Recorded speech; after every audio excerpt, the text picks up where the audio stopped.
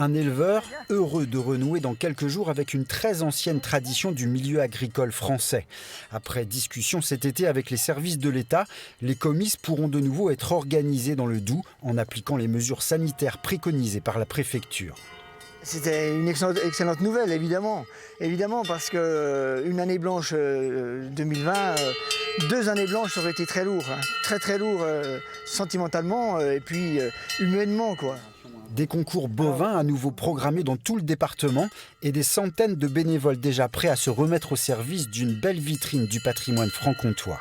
Les villages qui accueillent les comices, tout le monde s'y met, quoi. Hein. Je veux dire que ce soit les enfants des écoles qui préparent des choses ou les clubs du troisième âge, quoi. Hein. Je veux dire les sociétés, tout le monde s'y met, quoi. Alors ça aussi c'est important, quoi. C'est vraiment la ruralité qui est en fait. C'est le lien. C'est le lien. Il y a un esprit coopératif, notamment dans le Doubs. Pour qu'il reste 21 comices aujourd'hui dans le Doubs, alors qu'on ne voit pas ça ailleurs, c'est vraiment que les gens ont envie de travailler ensemble, d'être ensemble, parce que tout seul on ne fait rien de toute façon. Une tradition souvent perdue dans d'autres régions françaises, mais qui persiste dans le Haut-Doubs en transmettant ses valeurs aux plus jeunes, comme cet éleveur de 26 ans et qui attendait le retour de cette grande fête populaire avec impatience. Qu'est-ce qui est le plus important? Qu'est-ce qui vous a le plus manqué en fait pendant tout ce temps?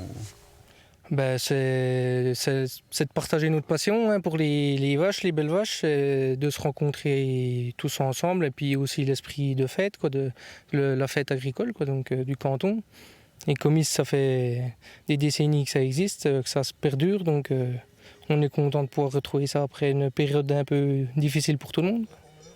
Une passion pour la race montbéliarde qui sera de la fête pendant 2 mois sur les terres de l'AOC-Comté, avec une première organisée au Russet le 4 septembre. Comme Pontarier, ils ne savent encore pas trop où ils le font.